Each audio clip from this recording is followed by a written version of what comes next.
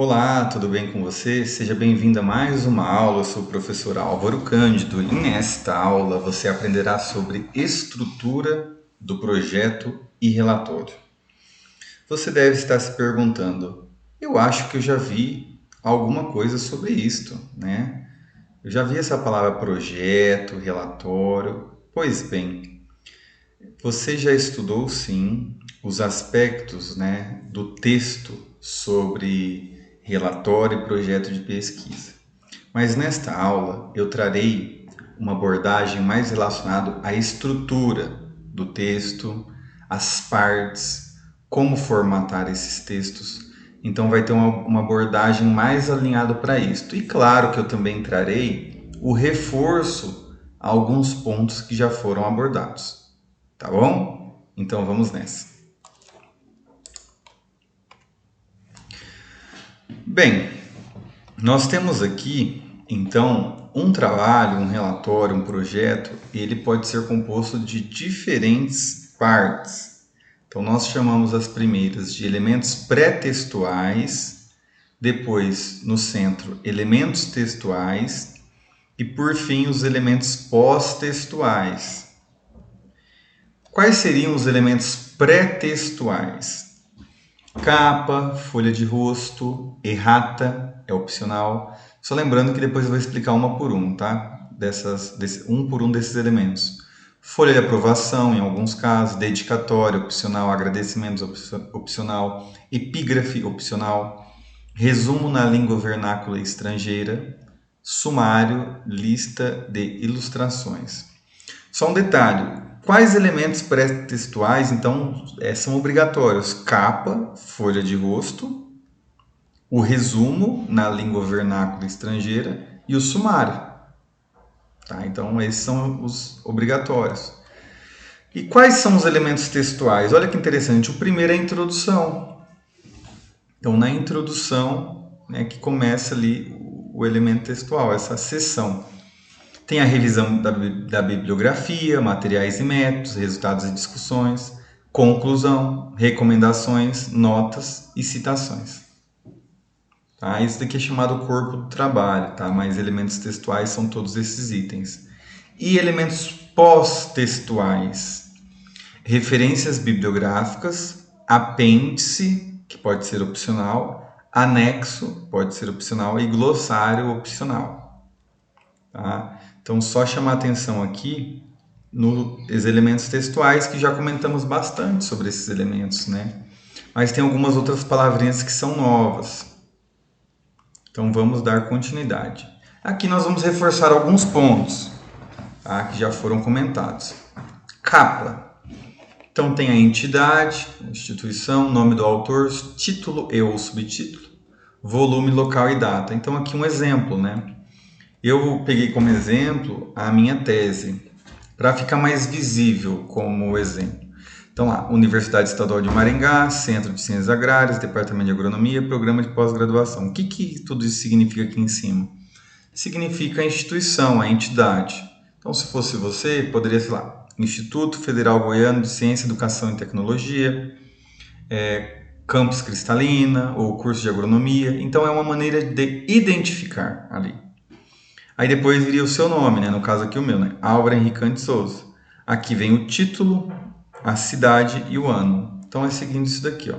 Como não tem título, volume, né? Não é o volume 2, 3, então não tem o volume. Folha de rosto. Nome do autor, título e subtítulo, número do volume se houver mais que um, né? No caso não tem. No meu exemplo, natureza do trabalho, nome do orientador, local, ano de depósito, e daí no verso dessa folha vem os dados da catalogação. O que é essa catalogação? Quando você escreve um trabalho, uma monografia, uma dissertação, uma tese, esse trabalho, depois que ele é aprovado, você apresenta ele é aprovado, esse trabalho vai para a biblioteca. Mas não é simplesmente você pegar um trabalho lá e colocar lá na prateleira da biblioteca. Esse trabalho ele é catalogado, então ele ganha um código que significa o cadastro dele, nacional. Então qualquer pessoa consegue encontrar pelo título, pelas palavras-chave, e pelo seu nome esse trabalho, onde que ele está, né, e algumas informações. Então vamos lá. Aqui no caso é a folha de rosto, então o nome do autor, o título. Aqui no caso, né, o nome do autor, o título, a natureza do trabalho. Vamos ler só para exemplificar. Tese apresentada ao programa de pós-graduação em agronomia do Departamento de Agronomia, Centro de Ciências Agrárias da Universidade Estadual de Maringá como requisito parcial para a obtenção do título de doutor em agronomia. Área de concentração, produção vegetal, orientador professor Dr. Roberto Rezende. O orientador, né, vem aqui embaixo, né, a natureza é essa. Aqui se refere. Aí aqui tem alguns exemplos, né? Você está escrevendo algo muito mais simples, um relatório de uma aula prática, né? Então você pode escrever aqui, né? Relatório de aula prática referente à disciplina tal, como requisito de obtenção de nota do primeiro semestre do tal, entendeu? Então você pode colocar ali qual que é a natureza do trabalho. Aí você, ao invés de orientador, você pode colocar o professor. Beleza? Fica bem chique, ajeitado. Então o ano, né, local com a cristalina e o ano. E verso, né? No caso de alguma publicação, isso daqui só para exemplificar, né? Olha só, dados internacionais de catalogação na publicação. Aí essa ficha aqui não é eu que fiz na época. Foi feito por um sistema online, que a bibliotecária, ela que tem uma formação específica, ela que fez esse cadastro. E daí sai o código, um código. E a partir do momento que ela fez esse cadastro, foi cadastrada a minha tese no sistema, tá? Então, no caso do seu relatório, se for um relatório de aula prática, de pesquisa, não vai ter a ficha de catalogação, tá? Isso daqui é só quando vai para a biblioteca, né? Uma tese, como eu já mencionei. Errata. Então, errata é opcional. Lembrando que nós estamos nos elementos pré-textuais, tá? Então, tem aqueles obrigatórios e não obrigatórios. Capa e folha de rosto são obrigatórios. Errata não. O que é errata? São correções realizadas no material escrito. Então, aqui é uma forma de fazer isto. Confesso que é pouco utilizado. Folha de aprovação. Então, né, tem algumas... Contém autor, título, local e data de aprovação, nome, assinatura, instituição dos membros componentes da banca. Isso daqui, no caso, quando você faz... quando tem a folha de aprovação, mais fácil. Monografia, trabalho de conclusão de curso, dissertação, tese. Ou seja, é um trabalho que você produz ali, né? Você conduz, escreve e depois você tem que apresentar para alguns professores. Então você vai montar isso daqui, ó. Folha de aprovação. Nome, né, tal. Aí, sabe aquela natureza? Aqui tinha até natureza, vamos ver se tem aqui. Não tem natureza, né? É outra informação que eu vou comentar também. Mas tá, aqui tinha natureza, aí a comissão, o nome de todo mundo, né? O primeiro aqui, o presidente era o meu próprio orientador. Tinham 4 professores, mais o meu orientador. Aí aqui a data, né? Aprovada em 27, tal, local de defesa. O que acontece? Eu já quero chamar a atenção aqui no começo. Essas regras, elas podem mudar de uma instituição para outra. Ou seja, você está fazendo um trabalho para o IF Goiano. O IF Goiás pode ser diferente. Nós temos sim a Associação Brasileira de Normas Técnicas que dita as regras.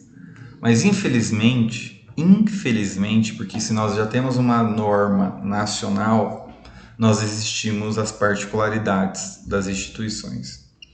Então é por isso que talvez vai ter alguma alteração. Mas essas informações que eu estou trazendo aqui de preto, no slide preto, elas são da ABNT. Mas qual que é o ideal? Você tem a ABNT, mas o ideal é você saber as regras do IF Goiano. Deve ter um documento, alguma coisa que dá uma diretriz. Se não houver algo específico, fica a norma da ABNT. Vou dar um exemplo assim. Na ABNT, o tamanho da fonte das letras é 12. Vamos considerar que você está fazendo um trabalho e existe uma regra, uma revista, ou que seja o trabalho de conclusão, e o tamanho da fonte seja 14. Você não vai ter que escrever 12, você tem que escrever 14. Porque o lugar que você vai submeter o seu trabalho tem uma regra que pede 14. Mas se ninguém falar nada, aí usa 12. Utiliza 12 como tamanho nesse sentido. Dedicatória é opcional. Indica, você faz uma indicação, você dedica aquilo ali, né? As pessoas às quais você indica pessoas às quais se dedica ou oferece o trabalho. Dedicatória. Agradecimento serve para nomear pessoas que colaboraram de maneira significativa com parte desse trabalho. Então, uma diferença lá, você fez um trabalho, uma pesquisa, e teve 3 colegas que te ajudaram muito no trabalho. Teve seu orientador, né? Então, agradecimento. Então, agradecimento, você vai agradecer os seus colegas, né? O seu orientador, orientadora, o proprietário da fazenda, se foi numa fazenda. Então você agradece as pessoas, né? Lembrando que é opcional, tá?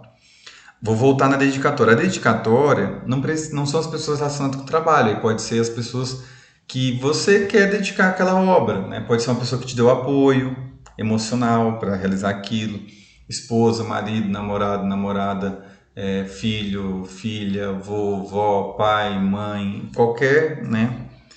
Enfim, bom, é isso.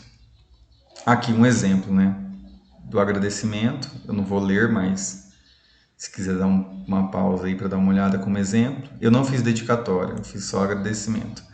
Aí vem um grande detalhe, né, na época, olha só. Agradecimento. Pessoas que colaboraram de maneira significativa. Aí eu vou chamar a atenção o seguinte. Aqui, por exemplo, aos amigos, né, eu coloquei alguns amigos meus aqui. Eles não ajudaram de maneira significativa. Deixa eu ver se é isso daqui. Não, quer ver? Eu quero pegar um exemplo aqui. Aqui, ó, é esse exemplo, ó. A toda a minha família que sempre me apoiou. A minha família, o correto seria ter feito uma dedicatória. É que daí lá teve uma grande discussão e não ficou, tá? Então, tô deixando claro isso. O correto era ter feito a dedicatória e o agradecimento. Mas isso daqui são partes opcionais, né? Lembrando. Epígrafe. A epígrafe, você cita um pensamento que de certa forma serviu de base ao trabalho seguido do autor. Então eu coloquei isso daqui, ó.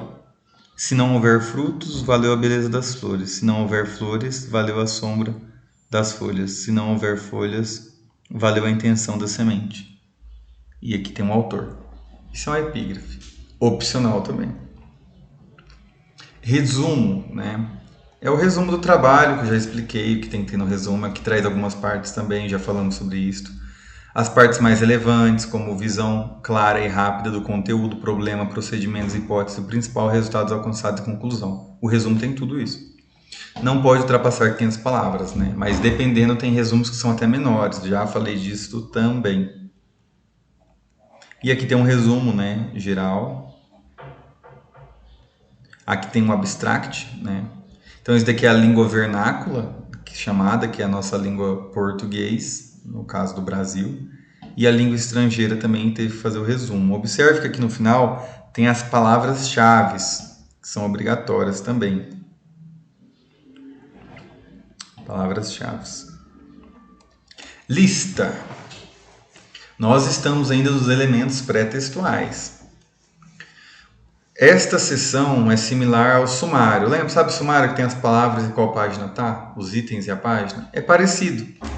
Então precisa ter uma lista das figuras do texto, das tabelas, das abreviações, dos símbolos e das equações.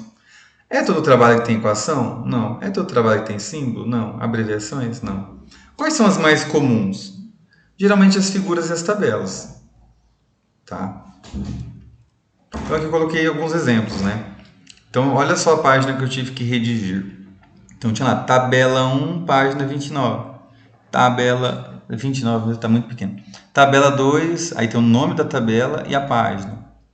Tabela 1, está na página tal. Tabela 2, por que tem 1, 2, 1, 2? É porque tinha, o trabalho lá foi escrito em forma de capítulo. Lá, só para exemplificar, a minha dissertação ficou até maior do que minha tese. Por quê? Porque a tese lá tem um modelo de você escrever ela bem pequena, sucinta, já bem parecido com um artigo científico, né? Tinha essa opção e eu optei para facilitar a publicação. Inclusive, depois dessa tese foram publicados 3 artigos científicos. Então ela ficou bem enxuta, né? Bem mastigada, assim, com informações mais essenciais. Então, cada capítulo, né? Eu apresentei aqui 2. De cada capítulo originou-se um artigo científico. Esse que foi o modelo. Outra informação que eu já vou destacar aqui, ó, todas essas páginas que eu estou mostrando não começou numeração, como fala, o número 1, 2, romano, arábico, né? Pode perceber que são as letras ainda, né? Ó, eu estava aqui, ó, 6, né? Aqui 7, 8, então vai sendo essas letrinhas aqui como página. E não entra no sumário, vocês vão perceber. Sumário. Tá. Então depois vem o sumário, que daí vão ter os itens e as páginas. Então, ó, os elementos pré-textuais, ele termina com o sumário. Então, o primeiro ponto, depois do sumário, então, se o sumário é o último item do pré-textual e os elementos textuais, o primeiro é a introdução, lembra que eu comentei? Então, a introdução é o número 1.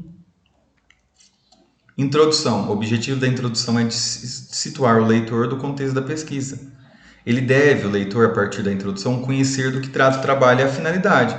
Aí lembra, na introdução, objetivos, justificativas, tem as hipóteses. Então, tudo isso pode vir na introdução. Já comentei também. Então, ó, fazem parte da introdução: tema, delimitação do tema, objetivo geral e específico, justificativo, problema, hipótese básica, secundária, variáveis, pode comentar. Então, isso aí já foi comentado. Eu queria só destacar um pouquinho aqui do primeiro e do segundo, que eu acho que eu não enfatizei nas outras aulas. Geralmente, eu gosto muito de um termo assim, chamado afunilamento, um funil, que você faz no tema. Eu vou dar alguns exemplos. Você está fazendo uma pesquisa, ou vou falar uma pesquisa primeiro, depois eu falo um trabalho escrito. Uma pesquisa sobre microbiologia do solo.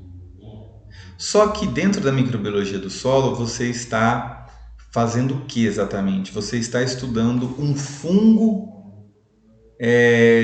no solo, latossolo vermelho. Então imagina isso, o fungo A no solo A. É isso. Só que você não vai começar já lá no tema o fungo A, o solo A, quer dizer, o fungo A ele é importante. Não. Você pode falar que o solo é composto por frações sólidas, gasosas, tem micro-organismo, tem matéria orgânica e tal. Aí você pode, olha só, abrangente, aí você desce um pouco. Dos micro-organismos existem fungos, bactérias, tal. E você coloca, dá outra funilada. Dentre os fungos, os mais importantes são isso. Alguns têm vantagens, outros desvantagens e tal. Até você chegar onde você quer. Entendeu? O caminho que vem fazendo. Isso é o funilar. Uma pesquisa, um relatório de aula prática. Vamos colocar lá aqui, aula prática sobre adubação do solo. Só que você fez uma aula prática sobre, não vou colocar outro exemplo, sobre a amostragem do solo. Então você vai a campo, você fez lá uma aula prática, foi a campo. Peraí, vou tomar uma água.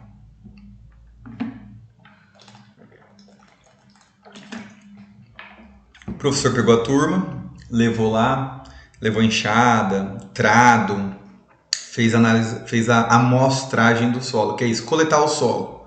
Esse solo depois ele será enviado para um laboratório para realizar análise química física. Então a aula prática foi sobre aprender a coletar o solo. Tem técnica para fazer isso. E daí o professor depois da aula falou: pessoal, escreve um relatório dessa aula prática aí. Aí você vai fazer a introdução. O tema você pode começar com o quê? Você pode falar sobre o solo também. Você pode falar sobre a importância da adubação. Aí depois da adubação você fala que uma parte antes da adubação é fazer o quê? A amostragem, fazer a análise do solo. Depois você pode comentar sobre os tipos de amostragem. Então aí você vai vindo, você vai descendo, afunilando. Então assim, está relacionado o quê? O tema como um todo e você delimitar esse tema. Perceba isso nos trabalhos que você for ler. Geralmente começa uma coisa meio mais abrangente e vai afunilando para onde o autor quer te conduzir. Ele não vai do nada, tipo assim, o primeiro parágrafo, tipo assim, o fungo A influencia no... Fica estranho, né? O fungo A, ele ajuda, ele contribui com as plantas quando cultivadas no solo A. Não é assim. Os solos, eles são compostos, por isso, entendeu? Aí vai dando aquela fluidez na leitura. O restante aqui nós já estamos carecas de saber, certo? Revisão da bibliografia. Então, deve-se pesquisar outros trabalhos e apresentar o estado atual dos conhecimentos. Isso que é importante, você não pesquisar algo que já foi pesquisado, né? Então, você faz revisão para ver o que já foi pesquisado, para você balizar a sua pesquisa. Então, deve-se pesquisar outros trabalhos e apresentar os resultados atual do conhecimento produzidos na área do trabalho e quais teorias então estão envolvidas. Ler outros trabalhos, a revisão bibliográfica. As teorias devem justificar a escolha das hipóteses. As teorias dos resultados anteriores serão confrontadas com os resultados do trabalho. Já falei também bastante sobre revisão da bibliografia. Tem a seção materiais e métodos, lembrando que nós estamos nos elementos textuais.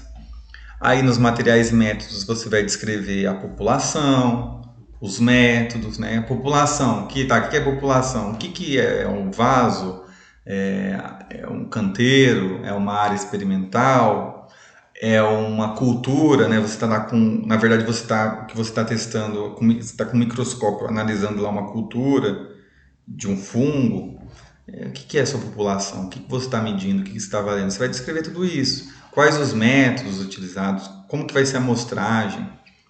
Eu trago até mais coisas aqui no Materiais e Métodos. Qual que é a análise estatística que você vai utilizar depois?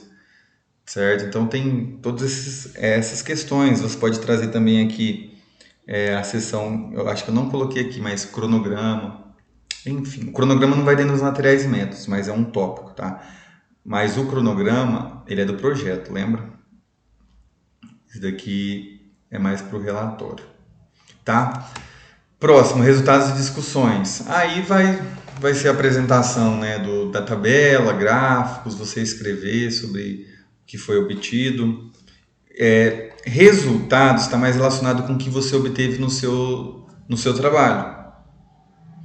Então você vai falar, aumentou, diminuiu, o resultado foi 5, foi 10, é isso. Discussão já é você começar a envolver, né, outros trabalhos. Então, deu 10, mas o do outro foi 15, mas é porque o do outro foi no solo tal, talvez seja por causa disso. Então você começa a discutir, né, a partir dos seus resultados, comparando com outros. Conclusões, né, você retoma o problema inicial e apresenta o resultado global e final da investigação, apresentando os pontos fracos e positivos do trabalho de forma sintética.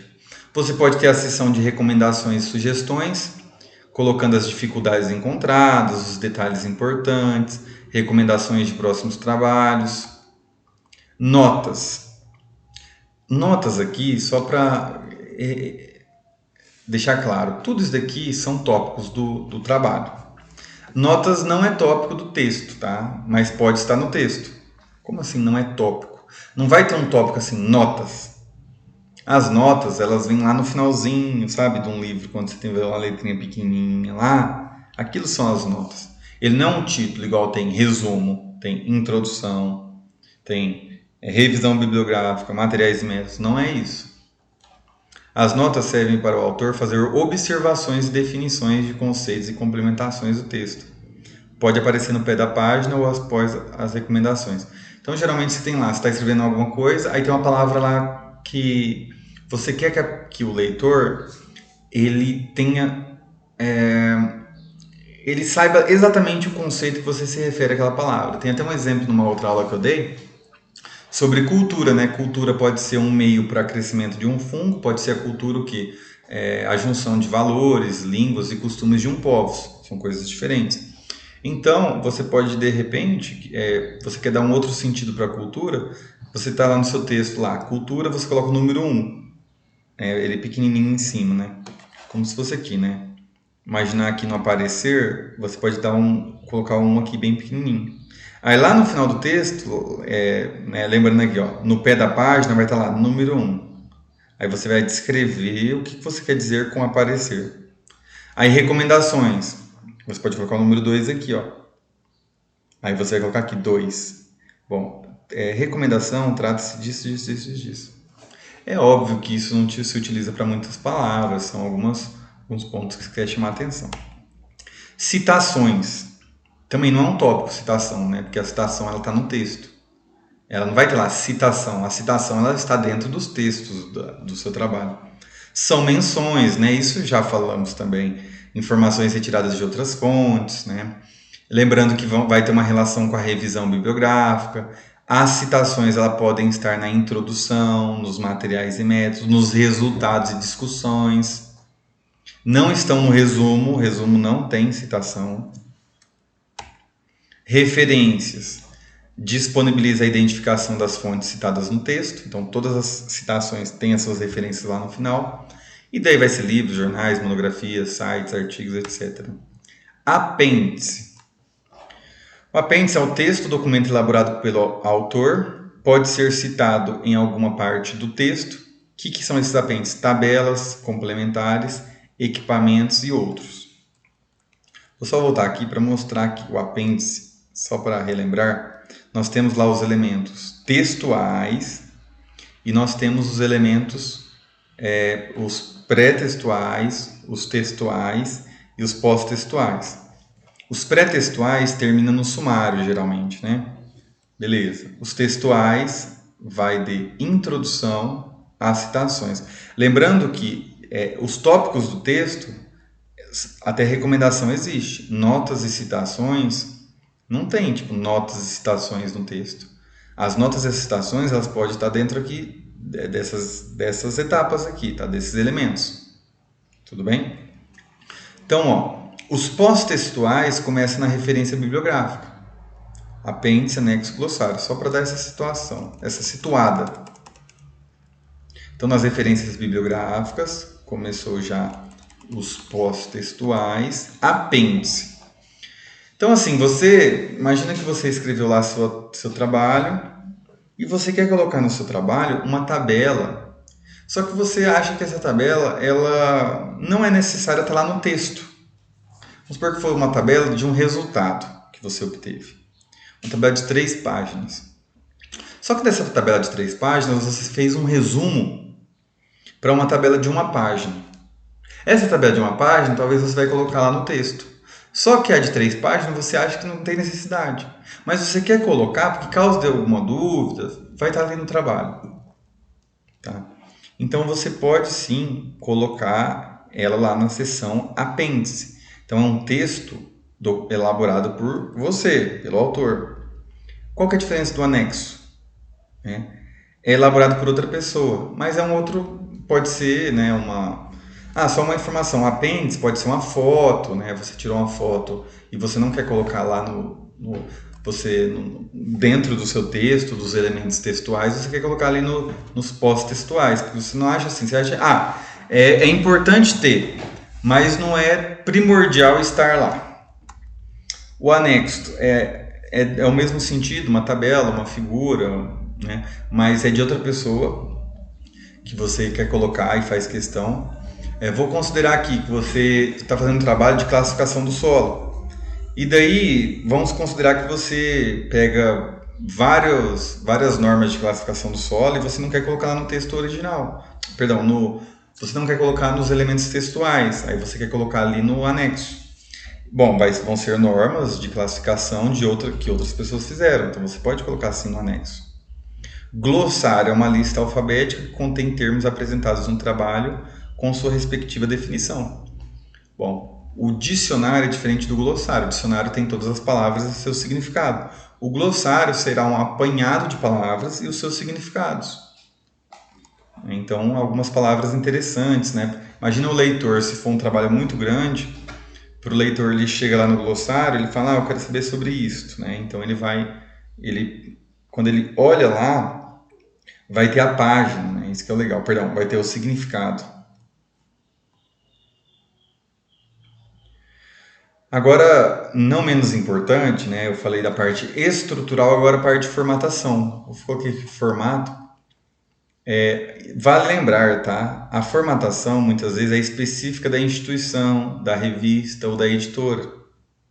Editora for publicar um livro, revista, um artigo científico, instituição, pode ser um TCC, monografia, dissertação, tese. Então, às vezes é específico. Então, deve-se buscar as normas de publicação e também verificar os últimos trabalhos publicados. Ou seja, você tem que estar atento às normas, mas uma dica é você verificar os últimos trabalhos publicados. Então, vamos supor que você esteja escrevendo o trabalho de conclusão de curso do IF Goiano Campus Cristalino. Você vai, claro, ler as normas, mas não é interessante você também ver os últimos trabalhos, né, de conclusão? Claro, quem concluiu seguiu as normas. Então você também lê, né? Porque às vezes você lê a norma não fica muito claro. Então você utiliza esses exemplos já realizados e as normas. É um artigo científico? Tá. Então lá na revista vai ter lá normas para publicação da revista. Você tem que ler aquelas normas. Mas você pode também pegar os últimos artigos publicados e ler, ver como que foi, quais são as regras. Então isso vai ajudando a entender o formato. Bom, de uma maneira geral, seguindo as recomendações da ABNT, os textos são em cor preta, então não vai colocar texto vermelho, azul. Apenas em figuras, ilustrações. O papel formato A4, que tem 21 centímetros na horizontal por 29,7 na vertical. As margens, né? O que significa esse anverso e verso? Então a folha, parte da frente, assim, olhando. Na esquerda e superior, se eu não me engano aqui são 3 centímetros, tá? Esse aqui está equivocado. É assim, ó, na esquerda e superior são 3 centímetros. E na direita e inferior são 2 centímetros, tá? Por que é isso daqui? Geralmente tem um espaço maior, porque pode ser que seja perfurado para colocar aquela espiral, né, para encadernar, ou se for para fazer um livro. Então, assim, precisa de mais espaço do lado esquerdo, né? Deixa eu pegar aqui, então aqui, ó. Então, esse aqui é um livro, né? Vamos considerar. Opa, deixa eu pegar a câmera aqui. Vamos ver se vai dar certo aqui minha representação. Então, esquerda e superior. Então, essa parte aqui tem mais espaçamento. Coincidentemente, aqui vai ter que estar maior também, que é onde vai furar. Então, quando você vira aqui, ó, a parte maior vai dar o quê? Vai estar na direita do verso e superior. É por isso que, ó, a direita e o superior vai ser 3 centímetros também. Coincide, né? Quando a esquerda e a parte superior do anverso coincide com a direita e o superior do verso. Tá? Então, aqui, se aqui for a frente do cenário, fazer propaganda. Aqui é a frente, vou mudar aqui o esquema. Aqui é a frente da folha, página 1, introdução. Tá? Então, aqui tem 3 centímetros, aqui, e aqui tem 3 centímetros. Vou virar, verso. Aonde vai ter os 3 centímetros? Ó, lembra? A brochura tá aqui, ó. Eu virei a página. Tá aqui, ó. 3 e 3. 3 e 3. Se isso deu para entender ou confundiu mais? Vamos lá. Muito importante, hein? O texto. O tamanho da fonte, 12. É o tamanho. Não vai inventar moda. Para todo o trabalho. E o espaçamento é 1,5 entre as linhas. Citações diretas com mais de 3 linhas, lembra? Que daí você tem que recuar 4 centímetros e tal. Notas de rodapé, no caso daquelas explicações do significado da palavra. Fontes de ilustrações e tabelas. Bom, gráficos, figuras, tabelas tem nome, tem lá o título. O tamanho é menor para todas essas partes aqui, ó. E uniforme, não pode colocar assim dentro de uma tabela diferentes tamanhos, mas é menor do que o texto, vai ser menor do que 12. Geralmente 8 ou 10, tá? E o espaçamento simples, que é menor do que 1,5. Então vai ficar mais juntinhas as linhas. Aonde que vai ser tamanho menor, espaçamento simples? Citações diretas com mais de 3 linhas, notas de rodapé e os títulos de tabela, figura, etc. Paginação, o que é isso? É o número da página, né? A primeira a partir da primeira folha da parte textual, que é a introdução. Lá começa o número 1, né? Arábico, aqui que eu esqueci aquela hora. Arábico é 1, 2, 3, 4, 5. Então, na introdução ali começa a paginação por número arábico. 1, 2, 3, 4, 5. Antes da introdução tem uma contagem também, que é em números romanos. Tá? Onde que vai essa paginação? Né? Vai no canto superior direito, a 2 centímetros da borda superior e direita. Agora eu faço questão de voltar aqui, ó, no meu trabalho. Vou voltar lá. Opa. Olha onde que estava aqui, ó. Estava no canto superior direito? Não. Não estava. Por quê? Regra específica. Tá? As siglas, quando tiver, como que tem que vir a primeira vez? Então você está lá falando alguma coisa, Associação Brasileira de Normas Técnicas, ABNT. Então sempre quando vir, não pode surgir a primeira vez no texto ABNT. Então primeiro vem com o nome, né? E entre parênteses as siglas. Aí a partir desse trecho, quando for falar de novo sobre isso daqui, aí pode vir só a ABNT. Equações e fórmulas devem ser numeradas e alinhadas à direita. Então, quando tem uma equação, ó, tem que ter a numeração. Tá? E aí elas têm que estar alinhadas. Tá? É importante, se tiver muita equação, aí pode ter a lista de equações. Tá? Bom, essas foram as referências utilizadas. Eu espero que você tenha gostado, entendido. Qualquer dúvida, estou à disposição. Um bom estudo para você e até a próxima.